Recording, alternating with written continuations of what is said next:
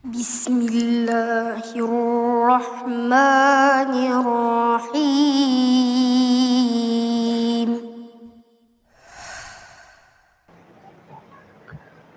Baik, kita lanjutkan kajian kita. Masih membahas tafsir dari surah Al-Fajr. Dan kita masuk pada ayat ke-17. A'udzubillahi minasyaitonirrajim. Bismillahirrahmanirrahim. Kalla bal la tukrimunal yatim wa la tahadduna ala ta'amil miskin wa ta'kuluna at-turatha aklan lamma wa tuhibbunal mala hubban jamma. Allah Subhanahu wa ta'ala berfirman, sekali-kali jangan seperti itu. Bahkan kalian tidak pernah memuliakan anak yatim. Dan kalian tidak saling mengajak memberi makan fakir miskin. Sedangkan kalian memakan harta warisan dengan cara mencampurkan yang halal dan yang haram. Kemudian kalian mencintai harta dengan kecintaan yang berlebihan.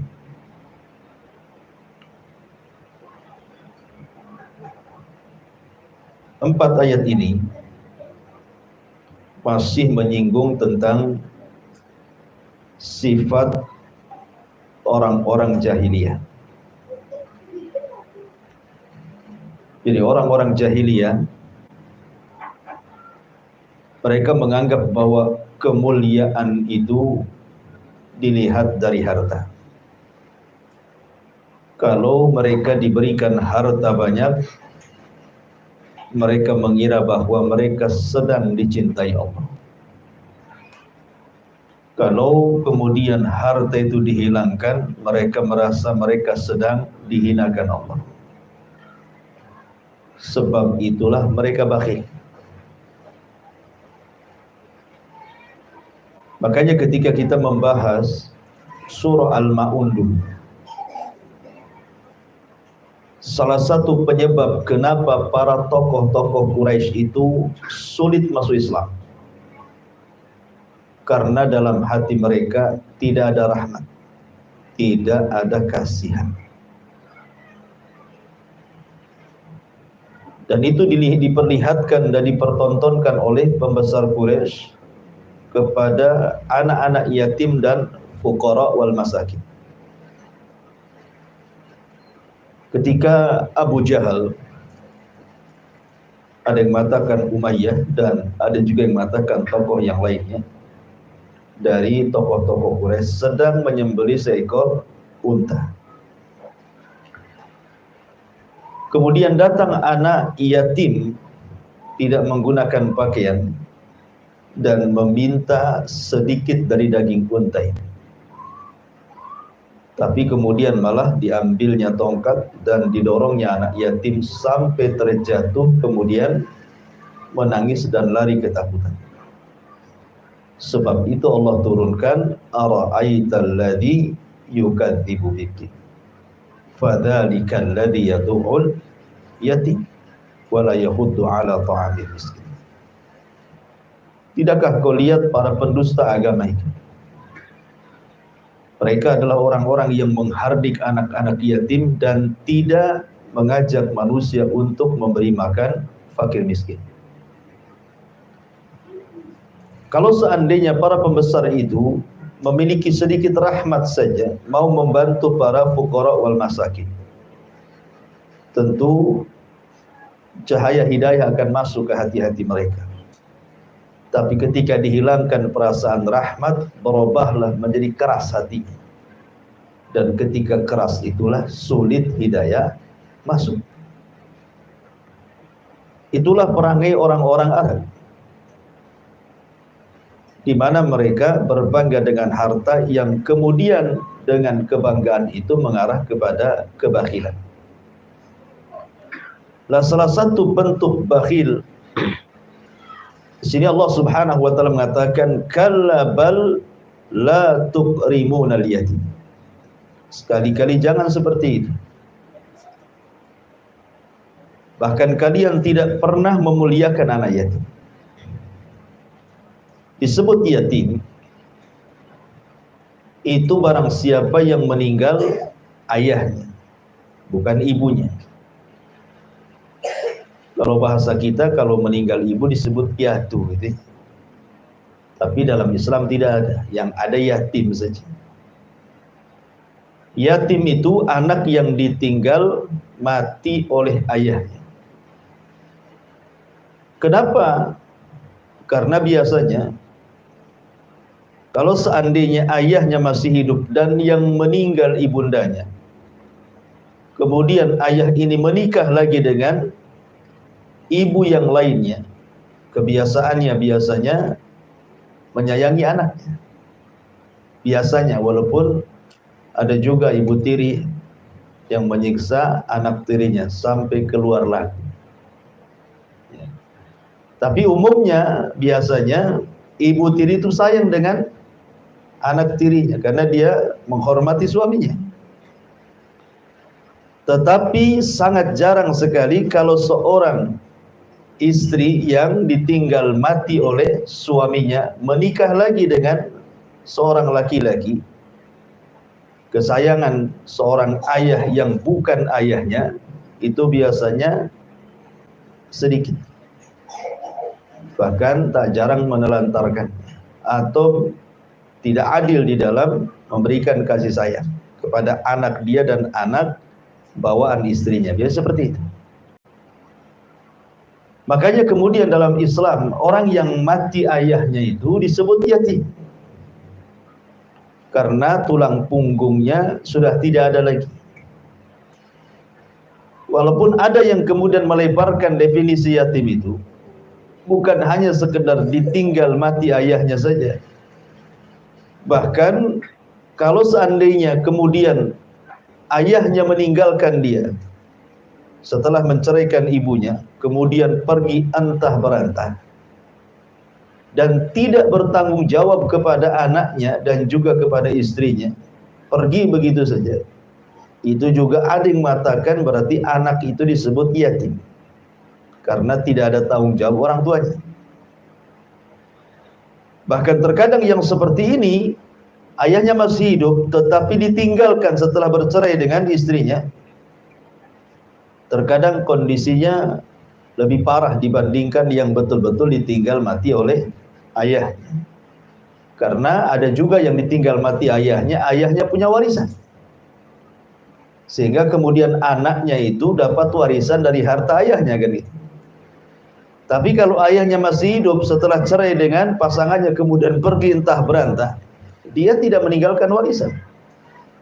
Terkadang hartanya diambil, kawin lagi dia, sehingga anak itu kemudian terlantar bersama ibunya. Tetapi definisi di dalam syariat bahwa yatim itu kalau ditinggal mati ayahnya, karena ayahlah yang bisa melindungi anaknya dan sebagai tulang punggungnya. Kita tahu bahwa di antara keistimewaan memuliakan anak yatim itu bukan sekedar untuk memperbaiki diri kita saja, tetapi juga memperbaiki anak keturunan kita. Tentu memperbaiki kita maksudnya melembutkan hati. Karena siapa yang keras hatinya, kata Rasul, maka lembutlah kepada anak yatim, niscaya Allah lembutkan hatinya. Adapun memperbaiki keturunan, karena kalau kita berbuat baik kepada anak yatim orang lain, kalau seandainya kita sudah tua, sudah tidak bisa apa-apa, maka anak-anak kita akan berbuat baik kepada kita. Tapi kalau seandainya kita jahat kepada anak yatim, jangan salahkan anak-anak kita jahat kepada kita. Kama tadinu tudan, kaidahnya. sebagaimana kita memperlakukan anak yatim dengan cara seperti itu, maka anak-anak kita juga akan memperlakukan kita yang sama sebagaimana kita memperlakukan anak yatim. Jadi faedahnya besar gitu ya. Kalau kita sayang dengan anak orang lain, terutama anak-anak yatim, maka itu akan diwariskan kepada anak-anak kita sehingga anak kita sayang dengan kita. Bahkan kalau kita memuliakan anak-anak yatim itu sebenarnya kita sedang membuat masyarakat yang penyayang. Sebab kalau seandainya anak-anak yatim itu tidak ditolong, dibiarkan begitu saja, kemudian mereka menjadi jahat, kemudian dendam kepada orang-orang kaya, maka masyarakat akan rusak. Tapi kalau seandainya kita tampung mereka, kemudian kita tarbiyah mereka sehingga mereka menjadi orang yang baik, maka boleh jadi setelah mereka dewasa, kemudian kaya, mereka pun akan berlaku hal yang sama. Sehingga masyarakat ini akan jadi baik. Tapi kalau membiarkan, sama saja kemudian menciptakan kegaduhan di masyarakat. Makanya kenapa kemudian derajat memuliakan anak yatim itu mulia, sampai-sampai Nabi SAW itu mengatakan, ana wa kafilul yatim fil jannati kahataini. Aku dan para pengkafil anak yatim di sorga itu seperti ini. Ya. Kemudian wa asyara bis sababah, ini sababah, wal wusta, ini wusta namanya. Kemudian wa farraja bainahuma. Kemudian Nabi SAW merapatkan seperti ini. Ya, artinya aku dan para pengkafil anak yatim seperti ini di sorga. Kemudian dirapatkan, saking dekatnya. Apa maknanya? Kenapa para pengkafil anak yatim itu didekatkan dengan Nabi di sorga? Apa alasannya? Disebutkan di dalam beberapa pensyarah hadis, di antaranya disebutkan dalam syarah Sunan Tirmidzi. Kenapa hikmahnya? Apa hikmahnya? Kenapa kemudian orang yang mengkafil anak yatim itu dekat dengan Rasul? Dijelaskan di sini, la'allal hikmah fi kauni kafilil yatim yushbihu fi duhulil jannah, menyerupai masuk ke dalam surga, kemudian fil jannah bil qurbi minan nabi, ketika masuk ke dalam surga didekatkan dari Nabi SAW. Likaunin Nabi SAW sya'nahu an yab'atha ila qaumin la ya'qiluna amra dinihim fayakunu kafilan lahum mualliman wa mursyidah. Karena Nabi SAW di antara tugasnya adalah saat diutus oleh Allah untuk menyampaikan risalah Allah kepada sebuah kaum, itu diutus kepada kaum yang tidak berakal, la ya'qiluna amra dinihim, tidak paham dengan perkara agama mereka. Maka dengan kemudian Nabi SAW mengajarkan agama dan mengarahkan manusia, menunjukkan Rasul mengkafil manusia dengan mengajarkan wahyu, mengarahkan kepada kebaikan. Hakikatnya Rasul sedang mengkafil umatnya. Lah begitu juga para pengkafil anak yatim. Anak yatim ini kan belum balik, artinya belum berakal, belum paham tentang agama, bahkan tidak paham juga tentang dunia. Jadi kalau seandainya kita ajarkan, bukan hanya kita berikan nafkah, kita ajarkan dia ilmu, kita arahkan dia kepada kebaikan, kita ajarkan adab-adab, maka seolah-olah posisi kita sama dengan posisi Nabi. Ya, kalau Nabi mengajarkan, mengarahkan umatnya dan mengkafil mereka. Kalau pengkafil anak yatim, menjaga anak yatim, mengajarkan dan mengarahkan juga. Jadi ada kemiripan di sini. Makanya karena ada kemiripan, maka para pengkafil anak yatim itu, kata Nabi, seperti ini di sorga dengan saya. Itu ada salah satu yang mencoba untuk menggali hikmahnya. Kenapa pengkafil anak yatim itu ada kedekatan? Bahkan ketika Nabi SAW membuka pintu sorga, kan manusia tidak bisa masuk sorga itu, karena di antara syafaat khusus Rasul itu, Tidak ada yang bisa memasukkan manusia ke dalam sorga kecuali Nabi. Bahkan para Nabi sendiri tidak bisa masuk sorga, karena pintunya tidak bisa dibuka. Yang bisa membuka pintu sorga kan cuma Nabi. Karena Rasul yang mengatakan, Ana awal man aftatihu babal jannah. Sayalah orang yang pertama kali membuka pintu sorga. Tiba-tiba kemudian ketika Rasul hendak melangkah ke dalam sorga, ada seorang wanita yang hampir mendahului Nabi. Kemudian dicegah. Kemudian Nabi SAW bertanya, siapakah? Kenapa engkau hendak mendahului diriku masuk ke dalam surga? Maka wanita ini mengatakan, saya adalah seorang yang mengkafil banyak anak yatim. Coba bayangkan sampai mau mendahului Rasul masuk surga tuh. Ya, ibu yang senantiasa mengkafil anak yatim. Menunjukkan bahwa keutamaan yang besar bagi para pengkafil anak yatim. Ma'asyiral muslimin yang dimuliakan Allah Subhanahu wa taala. Bahkan dalam sebuah hadis yang dikeluarkan Abu Ya'la dan juga At-Tabrani serta Imam Ahmad dengan sanad yang hasan, man dhamma yatiman bainal muslimin fi ta'amihi wa syarabihi hatta yastaghniya anhu wajabat lahul jannah. Barang siapa yang memasukkan anak yatim ke dalam makanannya, ke dalam minumannya, sampai anak yatim merasa cukup dengan diri kita kepada dia, maka orang ini sudah layak masuk surga. Nabi SAW adalah anak yatim, dan dia juga abul aitam, bapaknya anak yatim. Allah katakan, wa wajadaka yatiman fa'awa. Allah dapati engkau Muhammad dalam kondisi yatim dan Allah berikan penjagaan. Karena Nabi SAW pernah yatim, sehingga Nabi SAW melakukannya, menjadi pelakunya. Seperti dalam kisah ketika Nabi SAW menikahi salah satu istri beliau, namanya Ummu Salamah. Ummu Salamah itu ditinggal mati suaminya, dan dia punya anak-anak kecil. Sementara hidupnya Ummu Salamah dalam kondisi fakir. Anaknya banyak, yatim. Ya. Nabi SAW meminang Ummu Salamah untuk menjadi bapa bagi anak-anaknya. Menunjukkan Rasul juga bukan hanya ngomong saja, pelaku juga dia kan.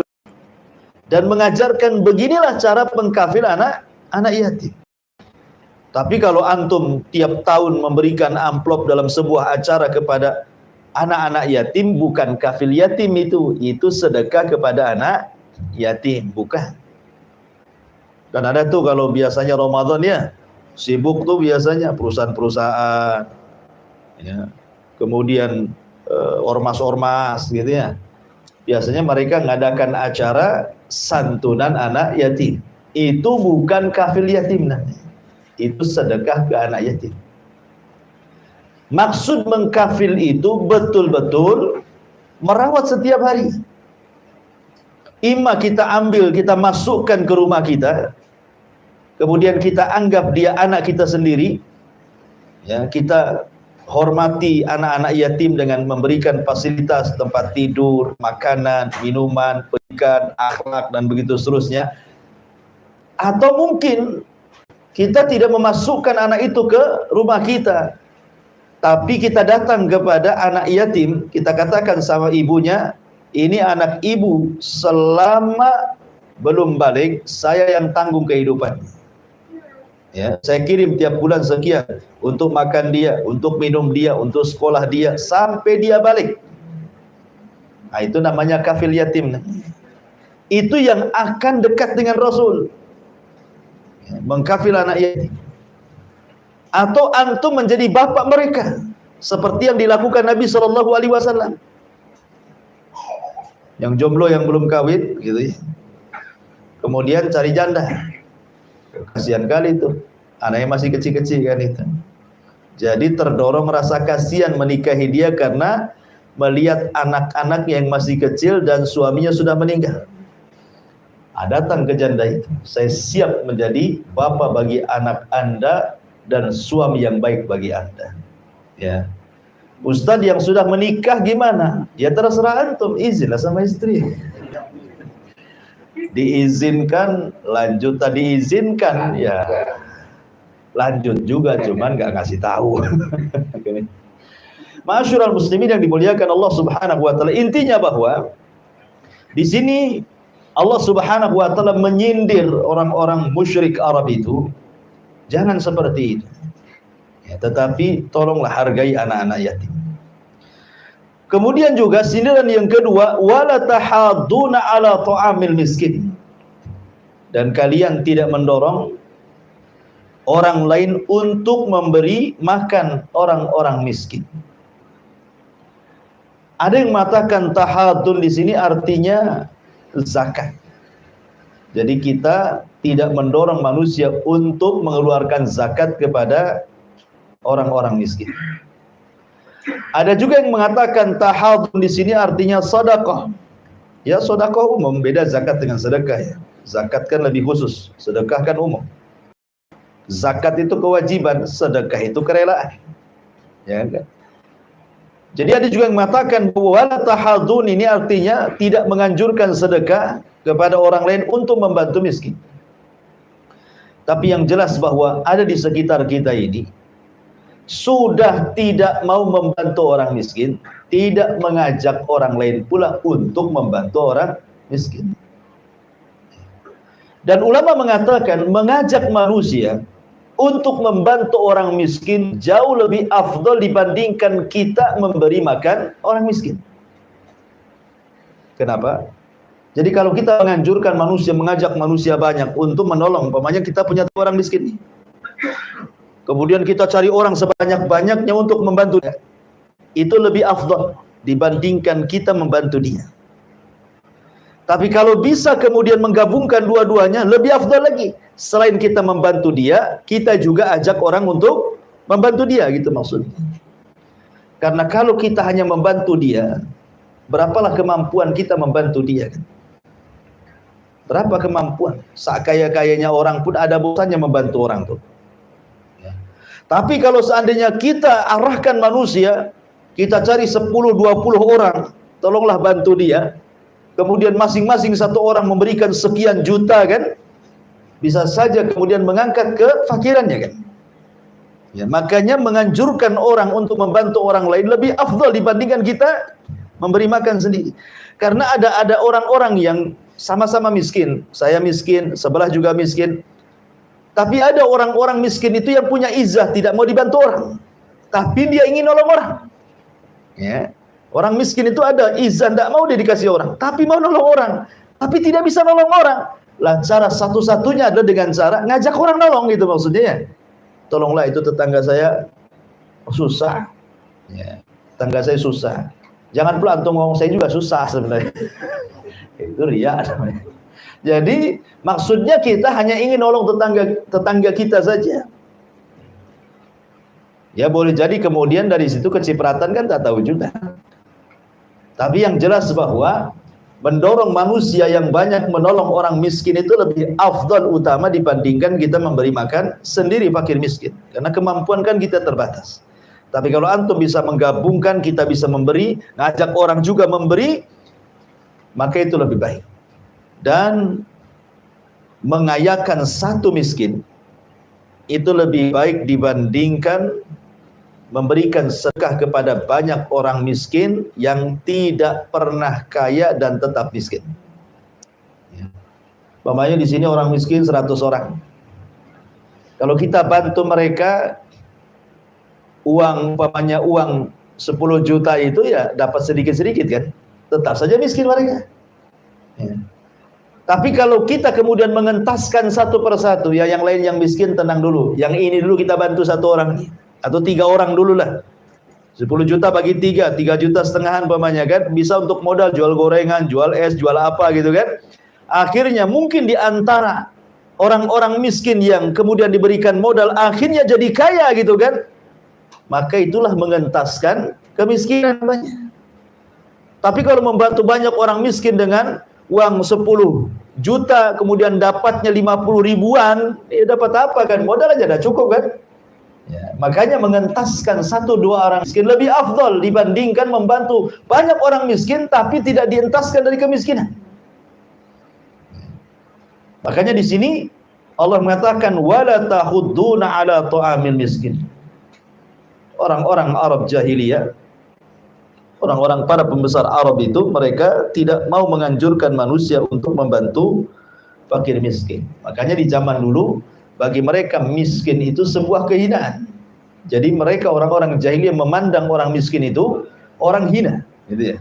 Dan memandang orang kaya itu orang mulia. Makanya kemudian mereka tidak mau dekat-dekat dengan orang-orang miskin.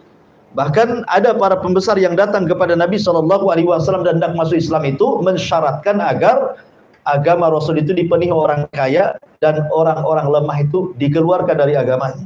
Seperti Bilal, Obab, ya, Zunairah dan yang lainnya gitu ya. Disuruh dikeluarkan dari agama Rasul biar orang-orang musyrik kaya yang bergabung. Tapi Allah Subhanahu wa taala turunkan ayat. Ya, jangan kau usir orang-orang yang lemah yang setiap pagi dan petang mereka senantiasa berzikir kepada Allah Subhanahu wa taala. Wala tahuddu ala ta'amil miskin. Kemudian wa ta'kuluna turatha aklan lamma. Dan kalian memakan harta waris dengan cara mencampur adukan. Karena di zaman jahiliyah wanita tidak dapat waris. Di zaman jahiliyah itu yang dapat waris hanya laki-laki. Wanita itu tidak punya nilai. Baru setelah datang Islam, baru kaum wanita dihargai. Harusnya bersyukur para wanita hari ini dengan adanya Islam. Seandainya Islam tidak ada, kemudian tradisi jahiliyah masih ada, tentu tidak ada harganya seorang wanita. Tiba-tiba di zaman sekarang wanita sudah dimuliakan dengan Islam, mau pula mereka meneriakkan emansipasi, kebebasan. Wanita ingin kayak jahiliyah lagi, ya. Jadi orang-orang jahiliyah seperti itu. Tetapi juga masih ada juga di negeri kita kan. Di negeri kita itu ada beberapa tempat itu yang aneh. Kadang-kadang laki-laki yang tak dapat, ya kan. Ada tuh di sebuah daerah itu semua harta waris untuk perempuan. Jadi kalau orang tuanya meninggal, laki-lakinya terusir dari rumah. Kasihan dia, ya. Harusnya dia dapat banyak, dia pula kemudian terusir dari rumah orang tuanya, nggak dapat apa-apa. Tapi juga ada di sebagian tempat yang juga berusaha yang laki-laki itu menguasai warisnya wanita, dan itu kebanyakan. Kebanyakan apalagi kalau seandainya laki-laki ini yang paling tua dari keluarga. Oh, dia yang paling banyak dapatnya. Sudah bagiannya dapat, ngambil pula bagian adik-adiknya. Nah, itu tradisi jahiliyah itu. Karena tradisi jahiliyah itu mencampur adukan antara harta halal dengan harta haram dari harta waris. Yang harusnya dibagi secara syar'i, dia tidak membagi secara syar'i, artinya dia memakan hak orang lain kan. Itulah maksudnya memakan harta waris secara haram, karena tidak diberikan kepada yang punya haknya, sehingga dia memakan dengan cara haram, ya. Hakikatnya mencuri harta orang, dimakan dia. Dan dia tidak tahu, boleh jadi yang dicuri itu hartanya orang miskin. Kan mungkin dia tahu kan kondisi saudara dia kan, satu kandung, bagaimana ekonominya. Boleh jadi dia punya anak yatim, dan begitu seterusnya kan. Makanya di sini Allah singgung wa ta'kuluna turatha aklan lamma. Dan bahwa harta waris itu biasanya tidak berkah, karena didapat dengan cara mudah, maka hilangnya pun dengan cara mudah biasanya harta waris. Ada orang yang dapat tanah seluas-luasnya dari orang tua, ya, karena bukan hasil jerih payah dia, ya enteng saja. Dia dijual satu kapling, akhirnya habis. Rumahnya dijual, ngontrak dia. Harusnya jadi tuan takur. Belakangan dia pula yang ngontrak. Kenapa? Karena kita tidak tahu juga ya. Kita kan hanya melihat dohir, warisan orang tua ya dohirnya saja halal. Tapi kan terkadang kita tahu orang tua itu kerjanya apa. Mendapatkan tanah itu dari mana duitnya kan. Harta halal ke harta haram, terkadang sebagian anak itu tahu bahwa harta itu sebenarnya tidak beres. Mungkin orang tuanya dulu dapat judi togel, kan, Dapatlah dia miliaran orang tua, beli apartemen, beli ini, beli itu kan. Akhirnya meninggal, anaknya tahu sebenarnya ini hasil itu. Sudah tahu itu hasil haram, kemudian rebutan pula dengan saudaranya untuk mengambil yang haram tadi kan gitu ya. Nah, jadi tidak berkah jadinya. Ya, kebanyakan begitu. Kebanyakan orang yang memperebutkan waris itu sebenarnya itu memperebutkan harta yang tidak berkah sebenarnya. Makanya banyak bunuh-bunuhan gara-gara waris. Ya kan? Banyak bunuh-bunuhan. Kecuali kalau kita tahu orang tua kita ini orang baik, mencari harta juga dengan cara halal gitu ya. Kita paham lah ini harta halal semua. Saya tahu orang tua saya kerja apa. Ya tentu insya Allah harta itu berkah. Yang tidak berkah itu kalau seandainya rebutan hartanya itu. Akhirnya yang satu memakan harta yang lainnya. Itulah yang Allah katakan wa ta'kuluna turatha aqlalla. Lah tiga perkara ini tentu ada penyebabnya. Kenapa orang tidak mau menolong anak-anak yatim, memuliakan anak-anak yatim padahal besar pahalanya? Kenapa orang tidak mau mendorong orang-orang untuk membantu para fakir miskin? Kenapa pula kemudian orang berani kemudian mengambil hak orang lain dalam warisan? Sebabnya ayat terakhir ini. Wa tuhibbunal mala hubban jamma. Karena kalian terlampau mencintai harta berlebihan. Gitu ya. Kalau orang sudah mencintai harta berlebihan, harta itu sirru tughyan, rahasia bejatnya manusia. Harta itu rahasia bejatnya manusia. Sehingga dengan harta itulah hawa nafsu mendorongnya sehingga tidak mau menghargai anak yatim, tidak mau menolong fakir miskin, bahkan rela mengambil harta orang lain. Kekayaan itu adalah sirru tughyan. Saya akan contohkan. Nabi SAW mengisahkan kisah tentang 3 orang Bani Israel. Kisah ini terdapat dalam kitab Riyadhus Shalihin. Ma'ruf kisahnya. Jadi ada 3 orang yang Allah Subhanahu wa taala berikan ujian. Yang satu Allah berikan ujian berupa kepalanya penuh dengan penyakit dan tidak tumbuh rambut, sehingga orang jijik melihat bahkan tidak mau mendekatinya. Sudah miskin, diuji seperti itu, makin merana, gitu ya. Kemudian yang kedua, orang kedua ini diuji semua badannya, kulitnya penuh dengan penyakit, penuh dengan borok pun macam-macam lah. Orang pun menjauhi. Sudah miskin, diberikan penyakit seperti itu. Dan orang ketiga orang buta. Akhirnya Allah Subhanahu wa taala hendak menguji mereka. Ingat bahwa ujian itu juga bukan berlaku kepada kemiskinan saja. Kaya pun ujian dari Allah, ya kan? Wa nabluukum bisyarri wal khairi fitnah. Kami akan uji dengan kebaikan dan dengan keburukan sebagai fitnah bagi manusia. Datanglah malaikat, kemudian mencoba mendatangi orang yang pertama itu, yang kepalanya banyak penyakitnya dan tidak tumbuh rambut itu. Bertanya, wahai fulan, seandainya nih, engkau punya angan-angan, kira-kira angan-anganmu apa? Gitu ya. Maka dia mengatakan, aku tidak punya angan-angan kecuali Allah sembuhkan penyakit kepalaku, Allah tumbuhkan rambut di kepalaku, dan Allah berikan rambut yang indah sehingga manusia tidak menjauhi dan membenci diri. Karena di zaman itu kan rambut itu kan luar biasa ya, mahkota di zaman dulu kan. Di zaman sekarang ya biasa aja lah kan. Oh di zaman dulu ya, jangankan rambut di kepala, potongan rambut saja dijual orang dulu itu. Ya, jadi nggak dibuang tuh kalau seorang wanita memotong rambut, itu dijual tuh rambutnya untuk gelung kan. Mahal orang dulu itu. Jadi dulu itu memang bergaya itu dengan kepala. Ya, kalau sekarang enggak perlu mau botak, mau ada duit apa, mau ada rambutnya, yang penting tebal aja lah dompetnya. Banyak perempuan datang. Bahasanya seperti itu ya. Kalau orang dulu kan penampilannya biasanya dari rambut ya. Makanya kemudian orang ini meminta indahkan rambutnya. Kemudian akhirnya malaikat yang menjelma manusia ini berdoa kepada Allah, kemudian diusaplah kepala orang itu. Tiba-tiba semua penyakitnya rontok. Kemudian tumbuhlah rambut yang sangat indah. Tidak ada rambut seindah orang ini di kampung itu. Sehingga orang pun tidak jijik dan orang pun senang dengan dia, bahkan memuji rambutnya. Akhirnya kemudian sebelum pergi malaikat ini mengatakan, dari sekian hewan ternak, hewan mana yang kau sukai? Maka dia mengatakan, aku suka seekor unta. Diberilah unta bunting. Kemudian setelah itu malaikat ini pindah ke tempat lain, ke tempat yang kulitnya penuh dengan penyakit. Orang pun jijik mendekat, tidak suka.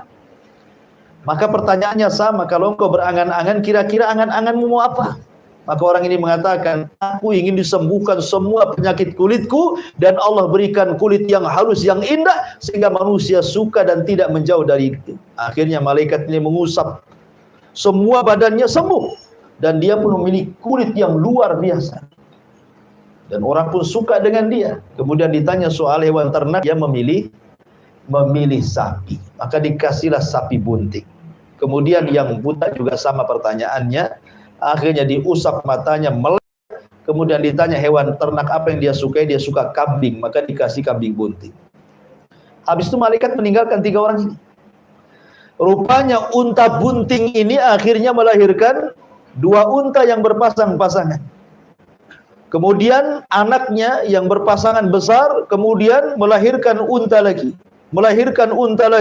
Akhirnya tanpa sadar, dari 1 unta bunting menjadi 1 lembah unta. Kaya dia dengan untanya.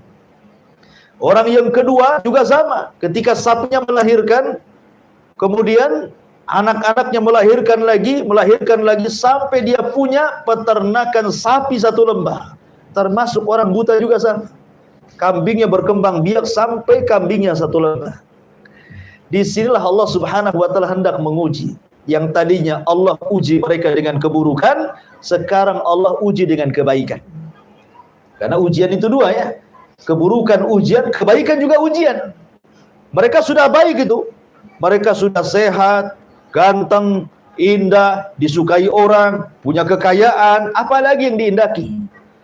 Maka Allah utus malaikat yang sama, cuman ketika mendatangi orang itu, malaikat menjelma seperti orang yang ketika orang itu sedang fakir-fakirnya. Kepalanya masih penyakitan, masih botak. Jadi malaikat itu menjelma orang botak yang banyak penyakit di kepalanya. Supaya diingatkan gitu maksudnya. Kalau orang berpikir kan, iya dulu juga saya seperti kamu. Nah, gitu ya. Maksudnya begitu malaikat menjelma itu. Tapi rupanya orang ini kufur nikmat. Didatangi malaikat untuk diingatkan nikmat dia yang dulu lupa dia. Seolah-olah tidak pernah kepalanya disembuhkan oleh Allah Azza wa Jalla. Ketika kemudian malaikat ini mengatakan, seena orang miskin, orang fakir, butuh makan, bisa enggak kau kasih 1 ekor unta saja? Kemudian dia mengatakan, enak saja, ini unta warisan dari orang tuaku. Kufur nikmat dia, tidak menasabkan kepada Allah. Ini dibilang warisan katanya. Ya. Dia kufur nikmat. Akhirnya kemudian malaikat ini mengatakan, tahukah kamu siapa saya? Sesungguhnya saya malaikat yang dulu pernah turun kepadamu. Karena engkau kufur nikmat, maka kau akan dicabut oleh Allah nikmat. Akhirnya selang beberapa waktu, kemudian untanya mati semua, dan dia pun penyakitnya dibalikkan lagi, sehingga orang-orang benci lagi kepada dia. Kufur nikmat, ya kan? Lah orang yang kedua juga sama seperti itu. Menasabkan nikmat bukan kepada Allah, dan tidak pernah dia merasa disembuhkan Allah. Kufur-kufurnya nikmat. Akhirnya Allah kembalikan lagi penyakitnya, Allah semua matikan sapinya. Miskin lagi, kulitnya penuh dengan borok lagi. Orang tidak suka mendekati dia. Hanya orang yang ketiga, orang buta itu. Orang buta ini bersyukur. Ketika malaikat ini datang pura-pura jadi orang buta, maka orang buta ini terkenang dulu waktu dia buta. Sehingga ketika malaikat ini mengatakan, bisakah kau mintakan 1 kambingmu saja untuk diriku? Kata orang buta yang sudah sembuh, jangankan 1 kambing, 1 lembah kambing saya kasihkan kamu. Dengan penglihatanku saya bersyukur dibandingkan 1 lembah kambing itu. Maka malaikat ini mengatakan, tidak, sungguhnya saya malaikat, saya diutus Allah untuk mengujimu dan kau telah lulus ujian. Akhirnya dia tetap melihat dan kambingnya semakin banyak. Begitulah la in syakartum la azidannakum wa la in kafartum inna adzabi lasyadid. Kalau engkau kufur maka telah siap-siap azab Allah yang pedih, tapi kalau engkau syukur la azidannakum, kami akan tambah nikmat kalian. Kembali bahwa wa tuhibbunal mala wa tuhibbunal mala. Di sini ada kalimat al-mal. Dalam bahasa Arab harta ini disebut malun. Dalam bahasa Arab harta itu disebut malun. Malun itu diambil dari fiil mala yamilu mail. Artinya kecondongan. Kenapa harta disebut mal? Karena jiwa itu condong untuk memilikinya. Dan jiwa itu condong kepada para pemilik harta. Jadi jiwa condong untuk mengambilnya, dan jiwa juga condong kepada para pemilik harta. Kan begitu ya? Kalau antum melihat tetangga, rumahnya bagus, cantik, kemudian punya mobil cantik gitu ya, kebunnya banyak, kos-kosannya banyak, terkadang kita berangan-angan kapan saya seperti dia, seolah-olah ingin memilikinya. Ya, karena harta itu disebut mal. Ya. Ataupun condong kepada para pemilik harta.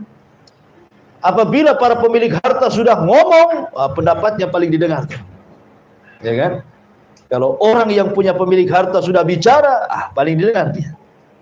Pemanya di masjid mengadakan rapat antara Pak Imam, kepala yayasan, dan para penyumbang. Dibuka rapat hari ini. Kemudian kata Pak Imam, sebaiknya begini. Kenapa begitu? Karena ada dalilnya, Quran, Sunnah, bla bla bla bla. Dibantah sama muhsinin. Oh, enggak bisa. Kalau nggak ikut saya, berhenti saya sumbangan. Akhirnya apa? Akhirnya Pak Imamnya dipecat. La ilaha illallah. Coba. Pak Imam yang dipecat. Alasannya Pak Imam kan bisa dicari, tapi yang nyumbang susah nyari. Kan gitu ya. Biasanya alasannya seperti itu, karena memang harta itu disebut harta mal. Orang cenderung gitu ya.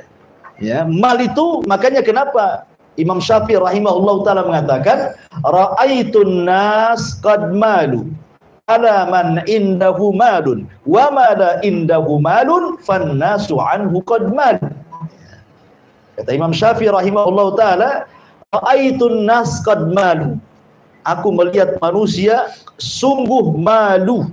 Ya, malu, mereka sangat ingin mendekati pemilik harta, condong kepada para pemilik harta itu. Tetapi wa ma la indahu malun, tetapi kepada orang yang tidak punya harta sama sekali, fannasu anhu qad malu, maka manusia pun berpaling dari dia. Contoh sederhananya ya, sering saya contohkan kepada antum. Kalau antum punya anak perempuan, ya, ada dua laki-laki yang melamar anak antum. Satu santri Jabal Uhud, hafal Quran, tapi miskin, tinggalnya di Ruli. Satu dokter spesialis, gajinya 1 bulan 1 miliar.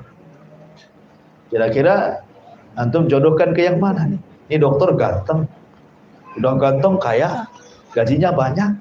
Ini santri dah hitam, kriwel, tapi hafal Quran. Tinggal di Ruli pula. Ya, pasti karena harta itu disebut mala yamilu. Ya kan? Mala yamilu artinya kecondongan kepada pemilik harta kan? Ya dia mikirlah, ya sudahlah, yang santri Jabal Uhud nanti aja lah ya. Mudah-mudahan nanti ada lagi adiknya katanya. Ini yang ini dululah, dan itu ya. Termasuk anaknya didoktrin seperti itu juga. Jadi para penghafal Quran, walaupun dia hafal Quran, ahli agama, ya nggak dilihat lah. Ya, karena harta itu dari mala yamilu tadi. Ya, kecenderungan orang itu tidak mau kepada yang tidak punya harta. Selain yamilu ala nafsihi, juga yamilu ala ghairihi gitu ya. Selain dia ingin memiliki untuk diri sendiri, dia pun memandang kepada para pemilik harta orang lain. Seperti itulah disebut mal. Makanya di sini Allah mengatakan wa tuhibbunal mal. Kalau orang terlampau cinta, yang memalingkan harta dimasukkan ke dalam hati kita, hubban jamma, jadilah manusia-manusia yang tidak pernah memuliakan anak yatim, tidak pernah membantu fakir miskin, dan mereka rela untuk mengambil hak orang lain. Karena biasanya orang yang terlampau cinta dengan harta maka melahirkan sifat-sifat bakhil. Namanya cinta dengan harta, hilang sedikit saja ditotal sama dia. Ya, ada orang-orang itu yang pelit, bukan hanya pelit kepada orang lain, pelit kepada dirinya. Uangnya banyak di ATM, tapi penampilannya kayak orang nggak punya uang. Ada orang kayak gitu. Makanya biasa saja. Padahal dia bisa beli pakaian bagus gitu ya. Penampilannya agak bagus lah, punya uang, kan nggak apa-apa tahadus bin nikmah kan. Tahadus bin nikmah itu tidak ada masalah. Antum punya uang, beli sendal bagus, ya, beli jam tangan bagus gitu, beli pakaian bagus, beli mobil bagus, tidak ada masalah. Itu namanya tahadus bin nikmah. Allah mengatakan, fa bi ni'mati rabbika fahadits. Kita disuruh menampakkan nikmat Allah kan. Jadi tidak ada masalah. Yang tidak boleh itu kalau tujuan kita membeli sandal, membeli baju, membeli tas, membeli jam, membeli handphone dalam rangka merendahkan orang lain, itulah letak kibernya di situ, sombongnya. Letak sombongnya itu bukan di pakaiannya, bukan di jamnya, bukan di handphonenya, tapi di hati dia. Tujuan membelinya itu untuk merendahkan dan menyakiti orang fuqara wal masakin, itu maksudnya. Tapi kalau hanya untuk dia, ini uang saya mau beli ini, terserah saya lah. Saya nggak ada maksud yang lain kok. Bahkan kalau seandainya dia beli mobil bagus kemudian untuk menolong orang kan lebih baik lagi gitu ya. Tapi tidak juga orang seperti itu. Sudah bakhil kepada orang lain, bakhil kepada dirinya, hartanya ditumpuk-tumpukan di ATM, akhirnya tidak sadar datang kematian. Nah, untuk apa harta di ATM itu jadinya? Masa disimpan sampai dia mati saja kan? Nggak ada gunanya jadinya. Karena sesungguhnya harta itu kembali ke pemilik harta, ikhwan, di akhirat itu. Makanya ada istilah man asha ala syai'in mata ala syai'in wa man mata ala syai'in bu'itsa ala syai'in, katanya. Ada istilah seperti itu. Siapa yang hidup kemudian melakukan kebiasaan tertentu, maka mati pun dia akan sama dengan kebiasaannya. Kalau mati sama dengan kebiasaannya, dibangkitkan pun sama seperti kebiasaannya. Kalau seandainya dia hidup bakhil gitu kan, tidak mau membantu fakir miskin, maka saat matinya juga sama seperti itu. Dibangkitkannya pun sama seperti itu. Bahkan jadi beban harta itu, karena pertanyaannya dua masalahnya harta itu kan. Makanya ada istilah, Nabi SAW pernah mengatakan, orang-orang miskin lebih dulu masuk surga dibandingkan orang kaya, jaraknya setengah hari kehidupan akhirat. Kata orang kaya, nggak apa-apa kan setengah hari sebentar. Setengah hari akhirat beda dengan setengah hari dunia. Setengah hari akhirat itu sama dengan 500 tahun, karena satu harinya sama dengan 1000 tahun. Jadi nunggu 500 tahun masuk surga orang kaya itu. Ya, setengah harinya akhirat itu sama dengan 500 tahun.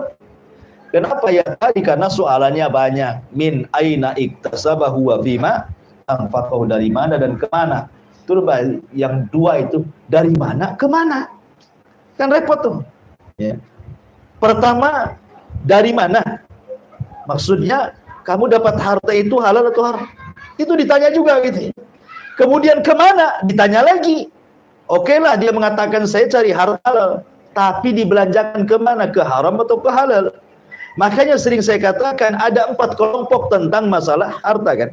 Pertama, ada yang mencarinya halal, kemudian diinfakkan ke yang halal, maka inilah sebaik-baik manusia. Kemudian yang kedua, carinya halal tapi diinfakkan ke yang haram, maka dia akan tetap ditanya, bukan dari mana, ditanyanya, tapi kemana kau belanjakan. Nah, itu soalnya harus dijawab. Ya.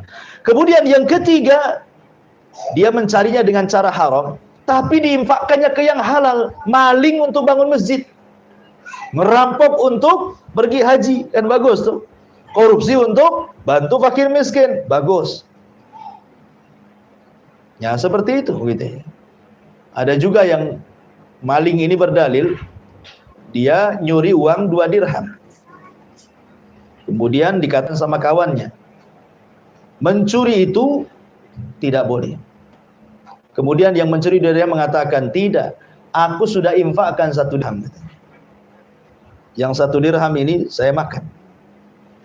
Kenapa saya infakkan? Karena Nabi yang mengatakan, kalau orang infak itu berarti akan dilipat gandakan berapa? 7 kali lipat, 700 kali lipat pahala katanya. Berarti kalau saya Ini yang satu nih, berarti sudah ketutup dengan 700 kali lipat itu. Jadi sisanya masih 699 lagi gitu ya. Ini yang nutup yang satu. Dia tidak sadar bahwa yang diinfakkan itu harta haram. Artinya bahwa pertanyaannya, dari mana kau dapatkan? Ini ditanya, dari mana kau dapat? Kemana kau belanjakan? Kalau Anda mencari harta dengan cara yang haram, Allah itu thayyibun la yaqbalu illa thayyiban. Apa dapat pahala? Tidak, karena Allah itu maha baik, tidak menerima kecuali yang baik-baik. Jadi jangan menghayal dapat 700 kali lipat itu. Itu yang dari harta baik dapat 700 kali lipat. Kalau dari harta haram, ya Allah tidak akan menerima, karena Allah baik, tidak menerima kecuali yang baik. Dan yang lebih parah, sudah nyarinya haram, dibelanjakan ke yang haram. Pasang togel untuk zina. Nah, itu kan masalah. Pasang togel untuk beli khamar. Berjudi untuk main perempuan, berjudi untuk membunuh orang gitu ya. Jadi itu kalau itu udah kuadrat dosanya. Jelas tuh pertanyaannya, dari mana dan kemana, ya kenal tuh.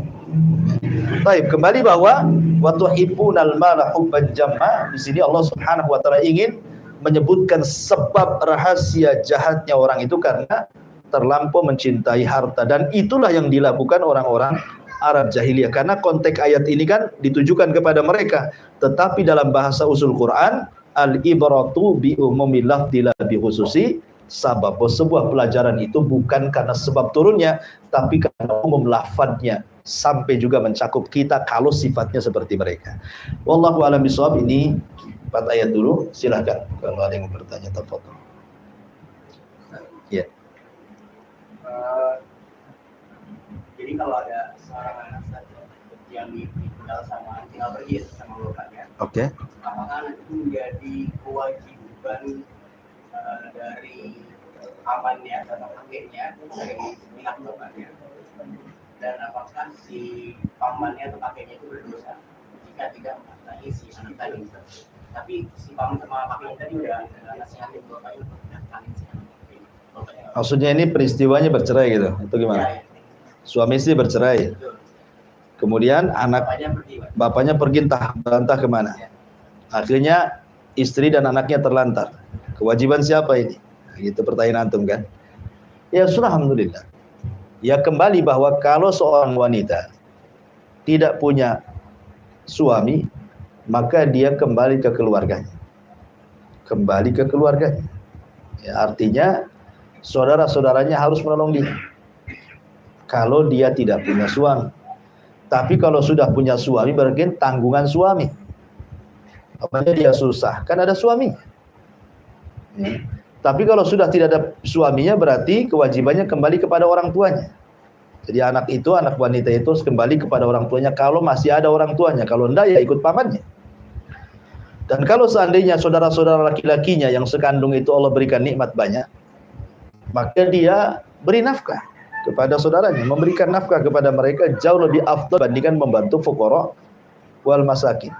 Karena mereka, antum dapat 2 perkara. Kalau membantu mereka, 1 membantu pahala sedekah, 1 pahala silaturahim, menyambung silah. Ya dapat silah dan dapat pahala sedekah. Tapi kalau membantu fakir miskin, ya dapat pahala sedekah saja, tapi tidak dapat pahala silah. Ya, wallahu a'lam. Batas mengkapi yatim tadi, apakah sampai dia balik atau sampai dia mandiri? Sampai balik. Karena Nabi SAW mengatakan la aitama ba'dal bulugh. Tidak disebut anak yatim lagi kalau sudah balik. Berarti nanti titelnya bukan yatim, tapi bisa miskin, bisa fakir, kan itu ya.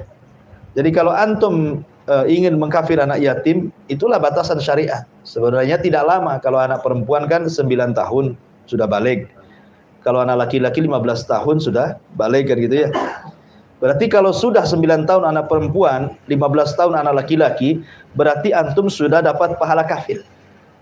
Kalau antum mau menambah lagi, berarti antum menambah pahala kafil menjadi pahala membantu fakir miskin, berubah. Ya. Dan tentu pahalanya berbeda, karena ada hadis Nabi SAW tentang masalah ini. Kata Nabi SAW, as-sa'i ala al-armalati wal miskin kal mujahid fi sabilillah. Wa kal qa'imil ladzi la yaftur wa kas-sha'imil ladzi la yaftur. Apa kata Rasul? Orang yang menolong hamba-hamba dari kalangan janda-janda miskin, ataupun orang-orang miskin, maka kedudukannya sama dengan orang yang berjihad di jalan Allah, dan sama dengan orang yang sholat malam tidak pernah futur, dan orang yang berpuasa tidak pernah berbuka. Bayangkan, membantu janda yang miskin gitu ya, ataupun orang miskin, kata Rasulullah, itu sama kedudukannya dengan mujahid, sama kedudukannya dengan orang yang sholat malam setiap malam dan tidak berhenti, sama kedudukan dengan orang yang berpuasa sunnah tidak pernah berbuka. Luar biasa tuh pahalanya ya, membantu orang miskin itu. Jadi itu pahalanya sudah beda lagi dari pahala mengkafil menjadi pahala mujahid, seperti orang sholat malam, seperti orang yang berpuasa. Jadi double pahalanya dia kalau mau meneruskan terus mengkafilnya. Wallahu a'lam.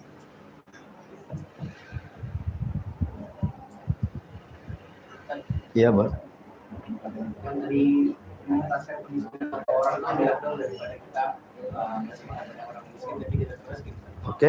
Nah itu mengentaskan itu sama kayak dia bisa menafkahi diri sendiri atau batasannya seperti Ya, alhamdulillah. Yang mengentaskan pakai miskin, maksudnya kalau kita, contoh mamanya zakat. Kalau dulu ada istilah di masjid-masjid itu, zakat fitrah sampai numpuk segulung pakai beras. Alasannya kenapa kami pakai uang? Karena kalau pakai beras, Ustaz, ini tidak cukup bagi-bagi orang miskin. Berasnya masih banyak, waktunya sudah habis katanya. Iyalah, kalau setiap fakir miskin dikasih 3 kilo. Coba setiap saat, umpamanya di sini ada 10 fakir miskin, satu orang kasih 1 kintal. Atau 1 ton satu orang. Kan lama dia miskinnya. Ya kan? Artinya dia nggak minta-minta lagi dengan beras itu kan. Dia akan makan aja, nggak akan minta-minta lagi. Jadi jangan berpikir gimana kasih.